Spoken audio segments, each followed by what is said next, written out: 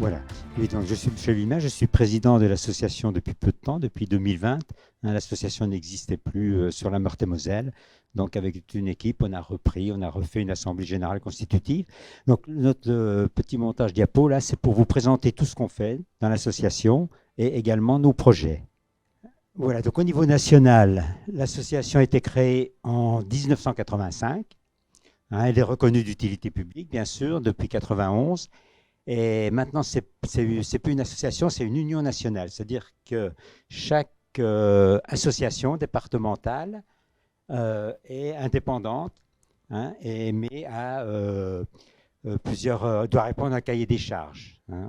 Alors, un des premiers rôles de l'association, c'est l'écoute des familles.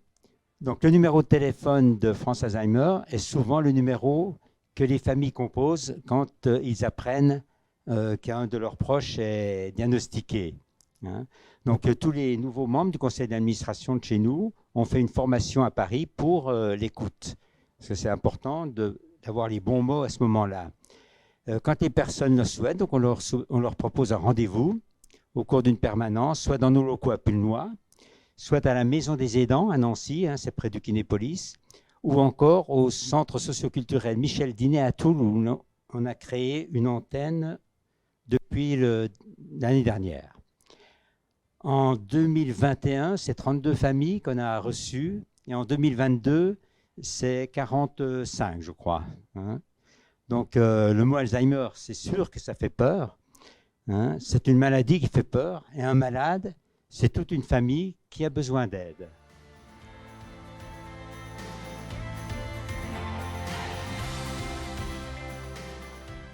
Depuis octobre 2020, donc on a mis en place des ateliers avec des professionnels, donc de l'art-thérapie, de la musicothérapie, de la sophrologie.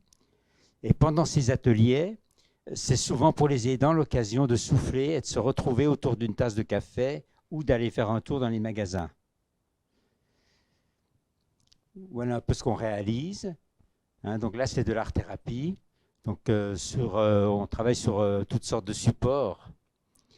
Et c'est une art-thérapeute professionnelle qui est formée et tout.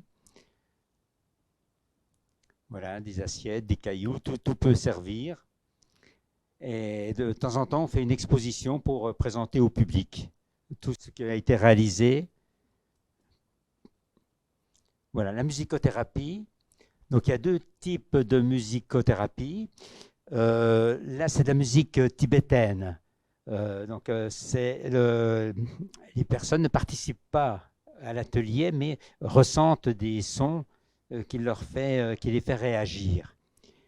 Alors que dans le deuxième cas, l'art-thérapeute fait participer à des instruments pour chacun et ils créent leur musique au fur et à mesure de l'avancement. Pour compléter ces interventions des professionnels, nous, les bénévoles aussi, on fait d'autres activités comme du travail de l'argile, de la cuisine, l'heure du conte, des jeux de mémoire avec la présence de clowns, de l'association La Crique.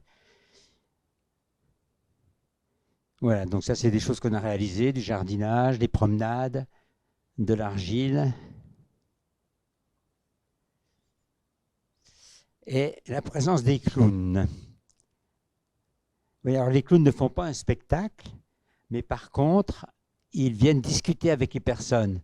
C'est des personnes qui communiquent avec leur corps et leurs émotions de manière ludique, avec tendresse et douceur, ce qui facilite la relation avec les personnes âgées en grande dépendance, atteintes de la maladie d'Alzheimer ou de troubles apparentés.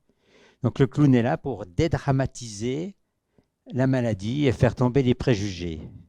Et je vous garantis qu'on a été vraiment surpris de la réaction des personnes quand les clowns étaient là. C'est super. Alors également des actions pour les couples aidants aidés, donc les deux personnes. Depuis peu, on fait du tennis de table et du golf adapté. Parce qu'effectivement, on a de plus en plus de malades jeunes. Je crois que le plus jeune, il doit avoir 47 ans. Donc il vient avec nous au tennis et c'est très intéressant. On a mis en place également depuis cette année de la danse ainsi que des activités physiques adaptées. Voilà, vous allez voir quelques photos. Voilà, le tennis de table. Donc au début, c'était dans notre local avec des tables ordinaires comme celle-ci. Et puis petit à petit, au fur et à mesure qu'il y avait du monde, on l'a ouvert et maintenant on va travailler dans le gymnase de Séchamps. Et donc il y a d'autres personnes qui viennent également. Il n'y a pas que des aidés de chez nous. C'est ce qui permet d'être plus inclusive par rapport à... Voilà, ils ne sont pas tout seuls, ils sont avec d'autres personnes et ils se sentent plus à l'aise, quoi. Alors, la pratique du sport, du tennis, il y a eu des études qui ont été faites au Japon. Il y a une amélioration de la prise de repères spatio-temporels, hein, l'augmentation de l'oxygénation du cerveau, l'amélioration de la perception de l'espace visuel, parce que dans la maladie d'Alzheimer, l'espace visuel a tendance à diminuer, hein. Il fait travailler la coordination motrice, il permet d'exercer la concentration et de travailler les réflexes. Et il présente des vertus récréatives, bien sûr. Une convention a été signée entre la Fédération française du tennis de table et l'Union nationale France-Alzheimer pour que cette action s'inscrive beaucoup plus dans le cadre de la lutte contre les préjugés dans tous les départements, hein. Donc là, on est en train de contacter Toul, où on a maintenant une antenne pour justement pouvoir faire également du tennis de table. Voilà, donc oui, c'est un symbole fédérateur et le fait d'être avec d'autres personnes, ça nous permet une démarche de société inclusive, ce que je disais tout à l'heure. Et toujours, bien sûr, au milieu, pendant ou à la fin, un moment de convivialité. Donc, c'est des personnes qui font des gâteaux ou on s'en procure. Enfin, il y a toujours ce moment de convivialité où chacun se retrouve.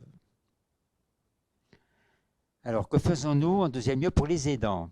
Les aidants ont fait une formation en 5 modules qui leur est proposée, donc avec une psychologue professionnelle.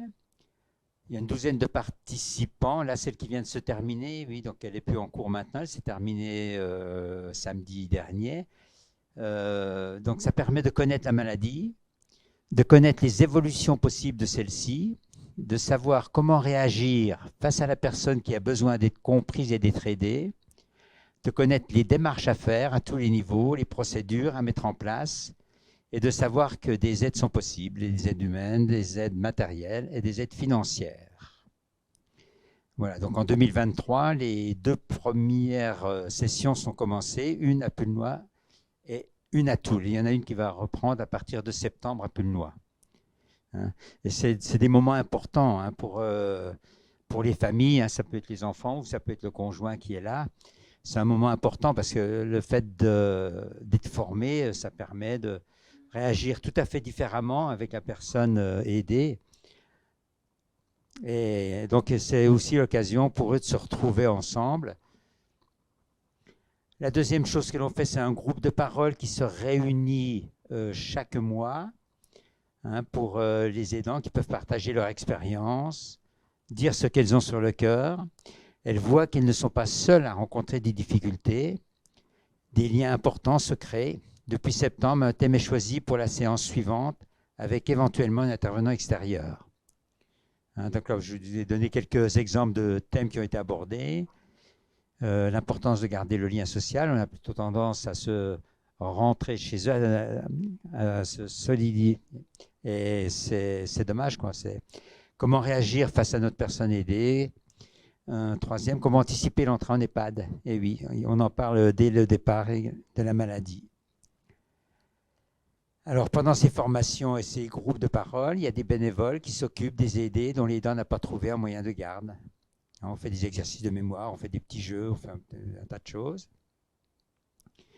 La troisième aide possible, c'est des entretiens individuels, donc qui peuvent être mis en place très rapidement, soit avec des psychologues professionnels, soit avec des membres de l'association.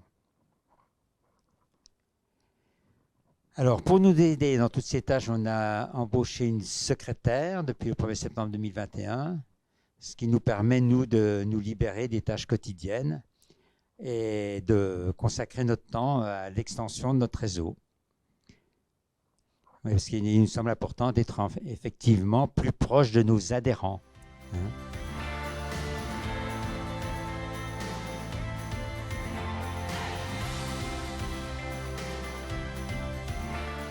Donc, nos projets, c'est la création d'antennes, hein, pour la raison que je viens de vous donner, sur l'ensemble du département, et particulièrement Nancy, Lunéville, Pont-à-Mousson et Toul. Donc, celles de Nancy et de Toul sont maintenant effectives, concrétisées. Pour Toul, par une convention avec la mairie depuis le 22 mars 2022. Les premiers rendez-vous sont pris, les contacts avec les partenaires locaux sont bien avancés. On a commencé d'ailleurs les ateliers, on va refaire une formation pour les aidants. Pour Nancy, c'est en collaboration avec la Maison des aidants qui vient d'être inaugurée près de Kinépolis. Et à Pulnois, c'est donc là où on a notre siège social. Alors, un autre projet qui nous tient à cœur aujourd'hui, on a concrétisé des conventions avec des établissements d'hébergement pour personnes âgées qui ont une unité Alzheimer ou un accueil de jour. Donc, on peut faire une formation des personnels, des établissements, également rencontrer les familles qui fréquentent l'accueil de jour, puisque à l'accueil de jour, ils rentrent le soir chez eux. Vous savez ce que c'est l'accueil de jour, je pense, hein. On peut amener notre malade pour la journée, et là, il a des occupations multiples pour maintenir la mémoire, pour maintenir tout ce qui est encore possible de faire avec. L'organisation de conférences sur différents sujets. On participe alors au CVS, les conseils de la vie sociale qui ont été mis en place depuis 2022 avec des associations qui s'occupent des aidants, qui sont invitées donc au CVS. Deux choses, donc on prend beaucoup de contacts sur le département avec de nombreux organismes et administrations, le service autonomie du conseil départemental, bien sûr, l'OHS, le réseau Gérard Cuny sur la métropole de Nancy, l'ONPA, la Maison des aidants, le CM2R, le Centre de mémoire des ressources de recherche du CHRU. Et nous devons, pour se faire connaître et pour financer nos activités et nos projets, rechercher des partenaires et des sponsors.